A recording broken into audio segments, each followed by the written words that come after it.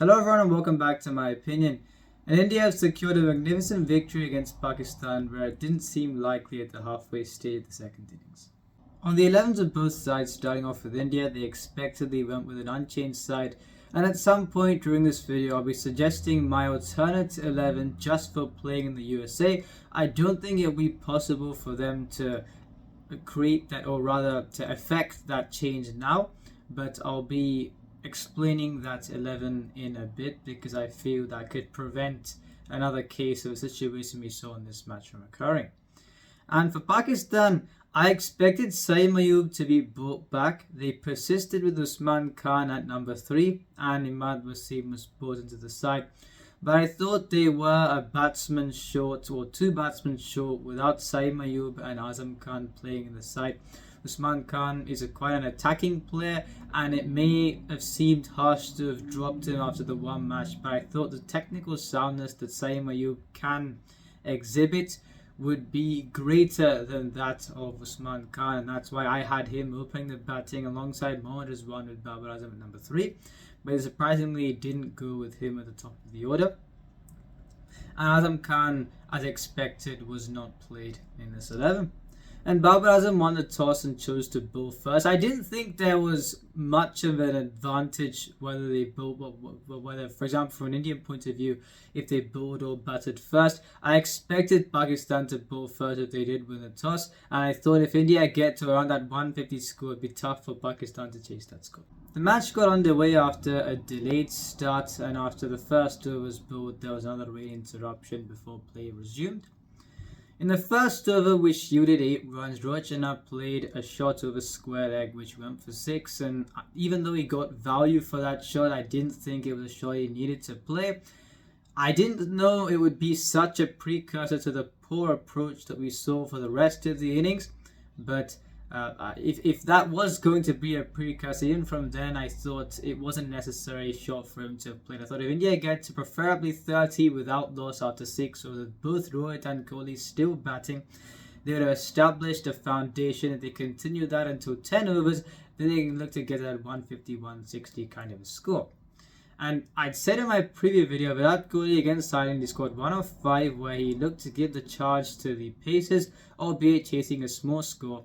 And I felt it was quite unnecessary for him to do that, and I didn't think he should do that in this case or throughout this campaign.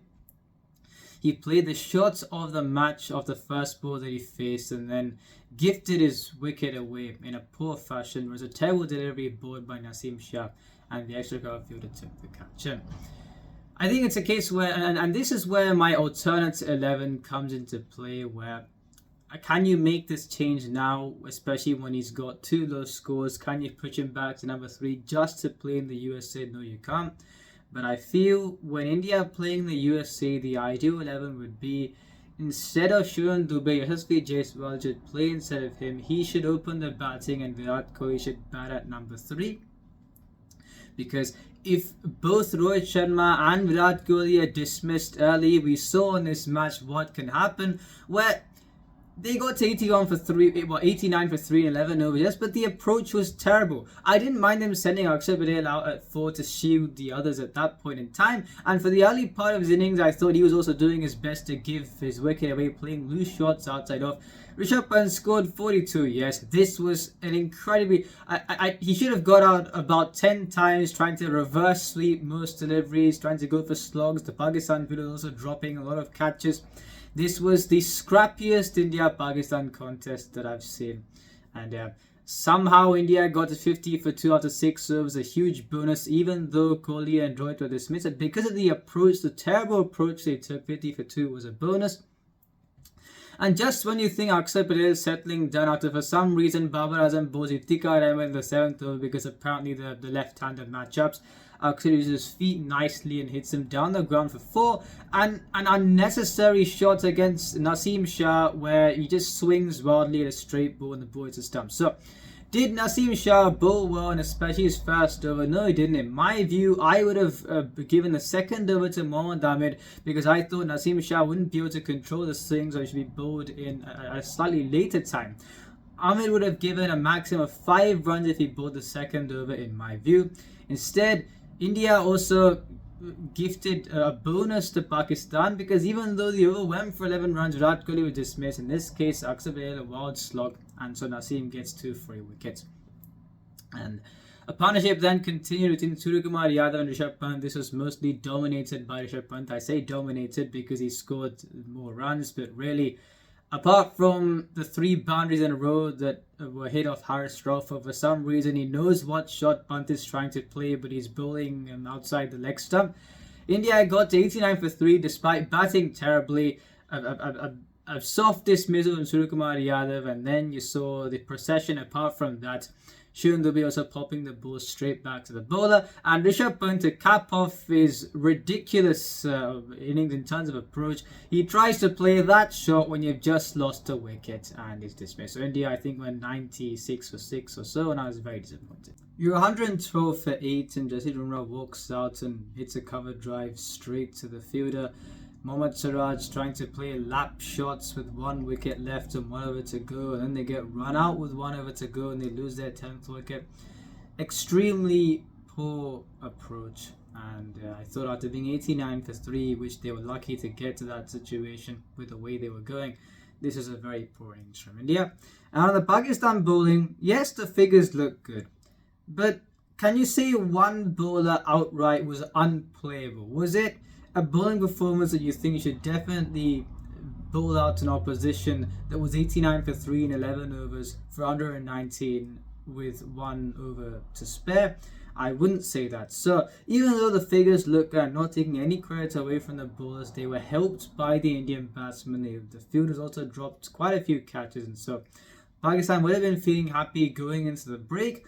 Mohammad Amir surprisingly said that he thought 119 was a decent score on the surface and he thought it'd be a tricky chase, which I didn't quite understand. Ramiz Raja, before the second innings started, he'd said, if you aren't going to chase 120 now, when are you going to chase it? And I expected Pakistan to chase the score down. Now, when you're looking at this innings, there was a partnership between the openers Mohammad Rizwan and Babar Azam, where 6 runs were scored off the first 2 deliveries, and I thought then and there the momentum was further with Pakistan. Babar Azam was looking very good in his innings of 13 off 10, where he played a straight drive of Siraj as the shot of the innings for me. And a vital first wicket was got when Bumrah bowled a good delivery to Babar Azam and he scored it straight. Now that was the first feasible dismissal of the match, in my view. And before that, I thought it was going to be a huge moment in the game. Shivan Dube put down Mohammad Rizwan earlier on. And I thought the momentum at that point in time until Babar Azam's wicket was solely with Pakistan. The moment the first wicket fell, since Saeed Mayub wasn't playing, I thought the door was slightly ajar for India to come back into the match, but I thought it would be difficult since Pakistan got 57 for 1 after 10 with Mohammad Rizwan butting his time and Usman Khan putting a very scratchy innings of 13, but from the get-go he wasn't looking comfortable and I thought he was lucky to get to that stage. So 57 for 1 after 10, 63 to get with 9 wickets in hand. I thought it was a good position for Pakistan to be in. And from a captaincy point of view, yes, it looks good at the end, but I thought bowling Hardik Pandya for the 2 overs up front where he went for 18, I didn't understand it at all. I thought he bowled very poorly for especially his first 2 overs. Where Usman Khan, who was struggling in his innings, he hits a 4 over cover. So I didn't think it was a great decision for Hardik Pandya to bowl early, and for the first 10 overs I didn't quite understand the captaincy. But the reason why this worked out was because, as it did in the World Cup when Pakistan 155 for 2, the reason why it worked out is because of the batting side they are dealing with. When Usman Khan was dismissed, I thought Akshar Patel was going to struggle to get out of the over well, because I thought Fakhar Zaman, the role he would play would be to take down the left arm off spinners. I think the second or third ball he faced, I think the second delivery he faced, he hit a 6 straight down the ground of Akshar. And I thought that would be a point where the momentum would shift in Pakistan's favour, where the scoreboard pressure, where I really thought there wasn't any scoreboard pressure, it would be brought down. And the one wicket where I thought turned the game, where if you're Pakistan, you need 48 runs off that many deliveries with 8 wickets in hand. And Fakhar Zaman, the only batsman who looked confident, bar Mohammad Rizwan, even though the strike rate may not have been high, I thought him staying towards the end was vital. Fakhar Zaman is the only batsman who was confident after Babar Azam was dismissed, and the way he gifted his wicket away of Hardik Pandya of a delivery that wasn't really holding any venom. He tried to go for the big shot when at that point in time what he needed to do was knock the ball around, and India would have been demoralised if that partnership had continued. That's opened the door. I knew Imad Wasim would walk out at 5 because, as I said, without Azam Khan and Saimov in the side, this team does not have much batting. Imad Wasim has batted at 5 in the CPL and has done well, and I was very surprised with the way that he went in this match. Apart from the boundary that he hit very fortuitously early on, he scored 15 off 23. And even when Akshar Patel was bowling, where he's bowling from around the wicket, I thought a couple of deliveries of the line he was bowling at, he fired it in a bit wide, and at least 2 of the deliveries could have been cut away to get a couple of runs, and that could have helped Pakistan's cause in the end. But Imad Wasim could not find his touch on the day to such a degree that he couldn't capitalize on even those deliveries, and it was not a great innings, unfortunately.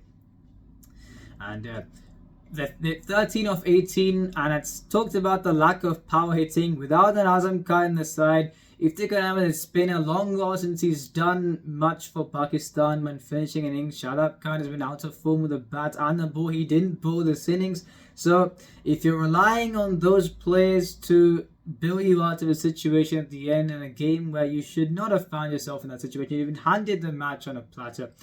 An incredibly disappointing loss for Pakistan, and in the next segment I'll be going through the 11 that I think they should field. Now this will only be when playing in the USA, and this is my Pakistan side. Saim Ayub and Mohammad Rizwan to open the batting with Babar Azam at 3 and Fakhar Zaman at 4 because you've got no other choice. Azam Khan 5, Iftikhar Ahmed 6, Imad Wasim 7, Shaheen Afridi 8, Haris Shroff and Asim Shah number 9 and 10, and Mohammad Amir at number 11. The reason why I've left out Shadab Khan is because you saw what India did as well. They left out Kuldeep Yadav to play the all-rounders and Akshar and Jadeja, who rely more on their control, and I feel that's what's more required in the USA when the pacers will be doing the bulk of the job, the striking throughout the innings.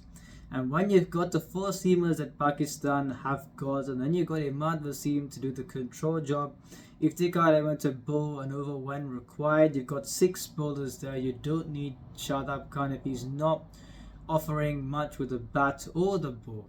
And I feel in this case, when you needed 30 off 18, chasing 120, and you couldn't do it, then you need Azam Khan as a power hitter alongside Iftikhar Ahmed and Imad Wasim to play his part where he buys his time and then can shift gears.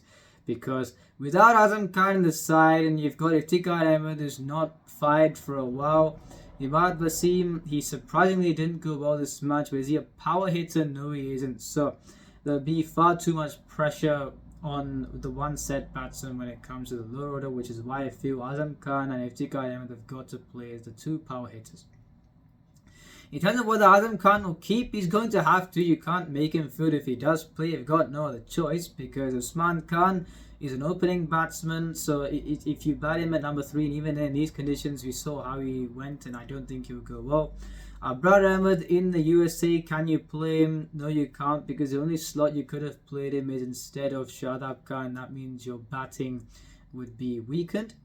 Abbas Afridi, would he be played ahead of the 4 quicks? No, he wouldn't be. And so those are the options that you've got. You've not got anyone else on the bench, and this is the 11 that I think Pakistan should go with for the last 2 matches in the USA. I think they're in the USA.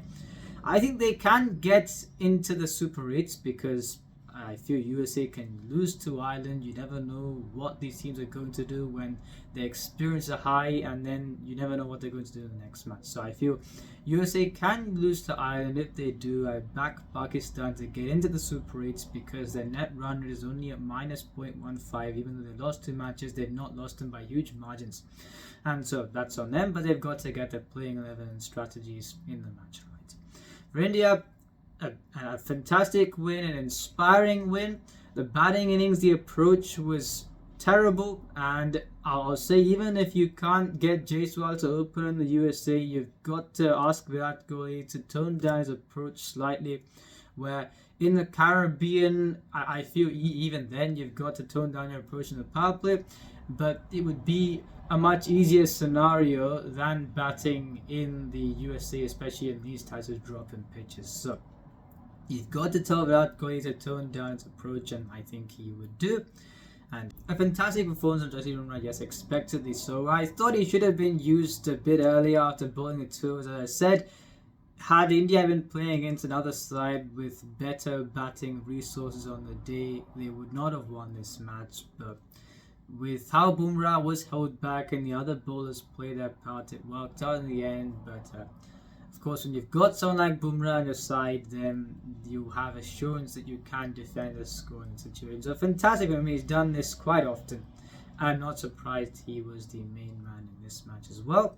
And India, in a match that they should have lost, they've won with a resounding show of resilience. Even after conceding 6 runs of the first 2 balls, they didn't panic and they knew they were always in the hunt. So fantastic win from India, and I'm sure they'll book their place in the Super League. So if you enjoyed the video, please like, subscribe, share with your friends. Remember, this is my opinion. That's yours.